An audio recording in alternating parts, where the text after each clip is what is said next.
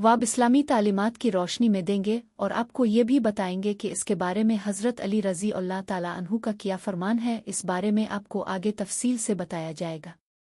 कहते हैं कि हज़रत अली रज़ी अल्लाह ताला अन्हु से एक औरत ने अपने घर की परेशानियां बयान की और फरमाया कि मुझे समझ नहीं आती कि हमारे घर में क्यों बेबरकती होती है। इस पर हज़रत अली रज़ी अल्लाह ताला अन्हु ने दरियाफ्त फरमाया कि क्या तुम रात को बर्तन धोकर सोती हो? आजूट है बर्तन इसी तरह से छोड़ कर सो जाती हो?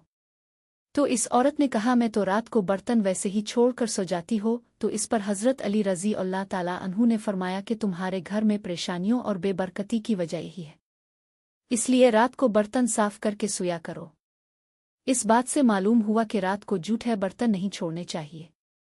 और इस बारे में साइंस का भी ये कहना है कि अगर बर्तनों को ज़्यादा देर के लिए गंदा छोड़ दिया जाए तो उनमें नुकसानदेह किस्म के बैक्टीरिया पैदा हो सकते हैं जो कि मुख्तलिफ बीमारियों का सबब बन सकते हैं। और जाहिर सी बात है कि जब बर्तनों में खाने पीने की अशिया होंगी तो मुख्तलिफ जहरीले कीड़े मकोड़ों का भी उनमें चलने फिरने का खदशा होता है। इसलिए बेहतर है कि रात के बर्तन रात को ही धो लिए जाएं।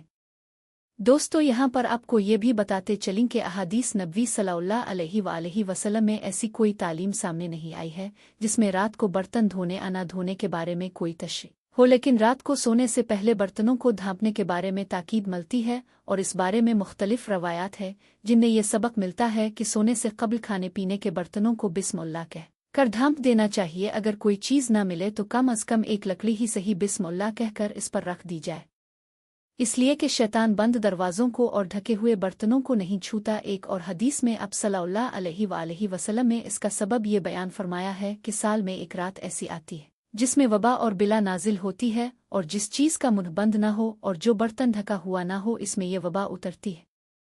कितनी बड़ी हिकमत है प्यारे नबी सल्लल्लाहु अलैहि वसल्लम की प्यारी सुन्नतों में। इसलिए हमें चाहिए कि उन सुन्नतों को अपना पक्का मामूल बना लिया जाए ताकि हम हर किस्म की मुसीबत से अपने आप को महफूज रख सके।